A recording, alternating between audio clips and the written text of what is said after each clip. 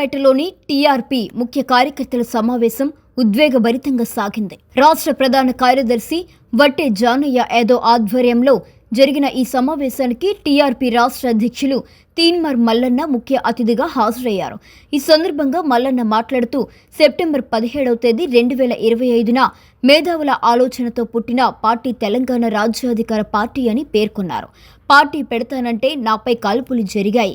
2028లో జరగబోయే రాజకీయ యుద్ధానికి సిద్ధం కావాలి అని కార్యకర్తలకు పిలుపునిచ్చారు. తెలంగాణలోని బీసీల జనాభా 2.5 కోట్లు ఉందని గుర్తు చేస్తూ కామారెడ్డిలో కాంగ్రెస్ ఇచ్చిన రిజర్వేషన్ హామీలు అమలు కావడం అసాధ్యమని, అసెంబ్లీలో బిల్లు పెడితే పాస్ కాదని ముందే చెప్పామని అన్నారు. ఉమ్మడి నల్గొండ జిల్లాకు చెందిన కాంగ్రెస్ సీనియర్ నేత జానారెడ్డిపై ఆయన తీవ్ర స్థాయిలో విమర్శలు గుప్పించారు.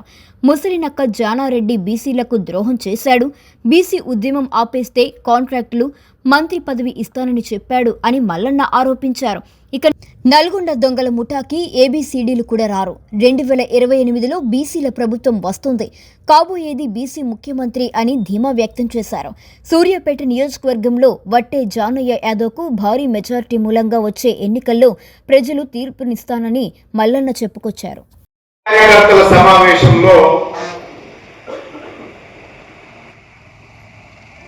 ఈ ఉద్యమానికి, ఈ తెలంగాణ రాజ్యాధికార పార్టీకి మనకు ఉన్నటువంటి సంబంధం ఏంది, అసలు మనం ఎవరు, మన పని ఏంది, ఏం చేయాలి, ఈ అంశాలన్నింటినీ కొద్దిగా బ్రీఫ్ గానే మీతో మాట్లాడితే, ఎందుకంటే ఆల్రెడీ మీ జానయ్య యాదవ్ గారు దాదాపు ఆయనే 40 నిమిషాలు తీసుకొని పోయాడు. ఇంకా నేను ఎక్కువసేపు మాట్లాడితే 3 అవుతుంది. కాబట్టి నేను కొద్దిగా కొన్ని అంశాలు మీ ముందుకు తీసుకొస్తాను.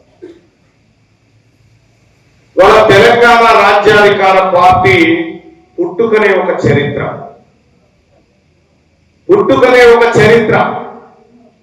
సెప్టెంబర్ 17, 2025 రోజున తెలంగాణ రాజ్యాధికార పార్టీ అనేక మంది మేధావుల ఆలోచన మేరకు పుట్టినటువంటి పార్టీ. ఈ పార్టీకి సుదీర్ఘమైనటువంటి లక్ష్యాలు ఉన్నాయి. ఈ పార్టీకి ఆ వర్గాల పట్ల ప్రత్యేకమైనటువంటి ప్రేమతో వచ్చినటువంటి పార్టీ ఇది. ఇవాళ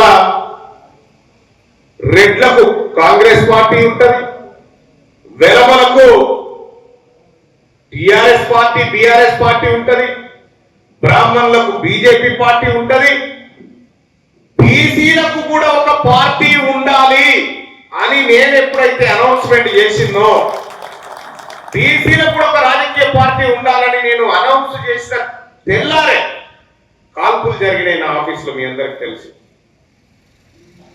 మీ అందరు చూసిరు.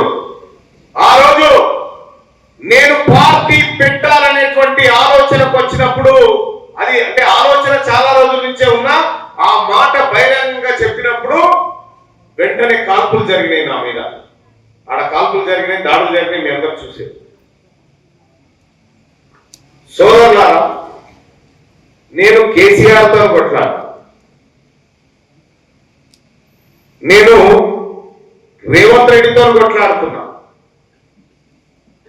ఈయనతో కొట్లాడతాను కూడా పెద్దగా ఏం లేదు. ఆయన మోతాదు మనిషి అయినా, పెద్ద సీరియస్ మనిషి ఏం కాదు, మోతాదు మనిషి అయినా. ఈయనకు అంత సీన్ కూడా లేదు. సరే, ఆయన దాకా పెడితే నా శ్రమను వీళ్ళ కోసం వాడడం కంటే నా ప్రజలను పైకి తీసుకురావడానికి, వాళ్ళ ఆలోచనలు మార్చడం కోసం వాడాలనుకొని పాపం మా అంజన్న 5 గంటలకు వచ్చి సెల్ ఫోన్ ముంగడ కూర్చోవలసిందే. బడి పోరగాళ్ళు ఎట్లయితే బడికి టైంకి వచ్చి హాజరేసుకోవాలో, వాళ్ళ జీవితంలో, వాళ్ళ రాజకీయ జీవితంలో ఎన్నడూ చూసి ఉంటారు ఈ కార్యక్రమాలు. ప్రతిరోజు 4:45 వరకల్లా లేచి 5 గంటల వరకల్లా ఫోన్ ముంగట పెట్టుకొని, అక్కడ మేము హైదరాబాద్ నుంచి కనెక్ట్ అవుతాము. మీర్ అక్బర్ గారు కానీ, మీ అధ్యక్షుల వారు కానీ రోజు కూర్చొని వాళ్ళకి ఏం చెప్తా ఉన్నామో మీరు ఒకసారి అడుగులు చెప్తారు. ఇప్పుడు మన కుమార్ గారు కానీ ఈ డిపార్ట్మెంట్ గురించి చెప్పమంటే గణసేపు చెప్తారు ఇప్పుడు మీకు. అంత బలమైనటువంటి శరీరాలను తయారు చేస్తా ఉన్నాం, వాళ్ళకి అద్భుతమైనటువంటి నాలెడ్జ్ ని వాళ్ళకి ఇస్తా ఉన్నాం. ఆ నాలెడ్జ్ ద్వారా రేపటి యుద్ధానికి వాళ్ళని సిద్ధం చేస్తా ఉన్నాం. సోదరులారా, తెలంగాణ రాజ్యాధికార పార్టీ మీరు నాయకుడిగా మీ ముందుకు వచ్చినప్పటికి కూడా ఆ రోజు నుంచి ఈ రోజు వరకు ఏ వర్గాల ప్రయోజనం కోసం నేను మాట్లాడుతున్నానో మీరు రికార్డ్ చూసుకోండి. 42% రిజర్వేషన్ కామారెడ్డి డిక్లరేషన్ లో కాంగ్రెస్ పార్టీ 42% రిజర్వేషన్ బీసీలకు ఇస్తా అని మాట చెప్పింది. చెప్తే అసెంబ్లీలో బిల్లు పెడితే ఆ అసెంబ్లీలో బిల్లు పెట్టిన రోజే చెప్పిన, అరే దీంతో రాదురా, ఈ బిల్లుతో రాదురా అని చెప్పిన. రాదు, ఈ బిల్లు ద్వారా 42% రిజర్వేషన్ రాదు అని నేను బల్లగుద్ది చెప్పిన. చెప్పగానే జానన్న నా దగ్గరకు వచ్చి, ఏమన్నా ఇట్లా చెప్పినావు, అన్ని పార్టీలు మద్దతు ఇచ్చినాయి, మనం అందరం కూడా సపోర్ట్ చేసాం, రాదని ఎట్లా అంటున్నావు అని అంటే, రాదు నువ్వు రాసి పెట్టుకో అని చెప్పిన. ఏమైంది ఇప్పుడు? వచ్చిందా? రాలే. ఇదే కాదు, ఈ రాష్ట్రంలో ఉన్న రెడ్లు, వెలమలు, అగ్రవర్ణాలు మనకు రిజర్వేషన్ ఇవ్వడానికి సిద్ధంగా లేరు. మనకు రిజర్వేషన్ ఇవ్వడానికి వాళ్ళకు సిద్ధంగా లేరు. వాళ్ళ శరీరాలన్నింటినీ అణువు చదువుకుంటూ వచ్చిన వీళ్ళు ఏం చేస్తారు ఏం కదా. ఇదే 42% రిజర్వేషన్ మీద నేను సెక్రటేరియట్ లో, నేను ముఖ్యమంత్రి గారు, మంత్రులు, సెక్రటరీలు అందరూ కూర్చుంటే నా జాతులకు రిజర్వేషన్ వస్తుందేమో, ఏ రకంగా చేయొచ్చు అనేటువంటి చర్చలో నేను పాల్గొంటే, ఇదే ఉమ్మడి నల్గొండ జిల్లా నుంచి ఉన్నటువంటి ముసలి నక్క బీసీల ద్రోహి జానారెడ్డి అనే దుర్మార్గుడు ఆ రోజు మీటింగ్ లో ఏం చెప్పింది తెలుసా? ఆ రోజు మీటింగ్ లో బీసీలకు 42% ఎగవేద్దామని చెప్పిన దొంగ చెప్పలేదా? జానారెడ్డి నీ ఇద్దరు పిల్లల మీద ప్రమాణమే చెప్పి మాట చెప్పినవా లేదా? నువ్వు చెప్పింటే నేను గర్జించినా లేదా అనే నీ సంగతి చెప్తా అని చెప్పి. ఈ ప్రజల పట్ల ఎంత ప్రేమ ఉంటే, ఈ ప్రజల కోసం ఎంత ఆలోచన ఉంటే ఒక నాయకుడిగా నేను అది చేయగలుగుతా. ఇలా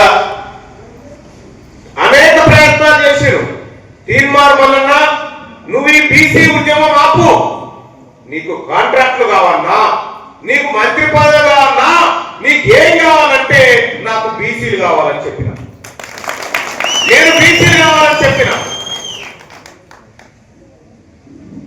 నేను చాలా మంది మా నాయకత్వాన్ని చెప్తా ఉంటా, మల్ల జన్మ లేదు, ఒకటే జన్మ మనది అని.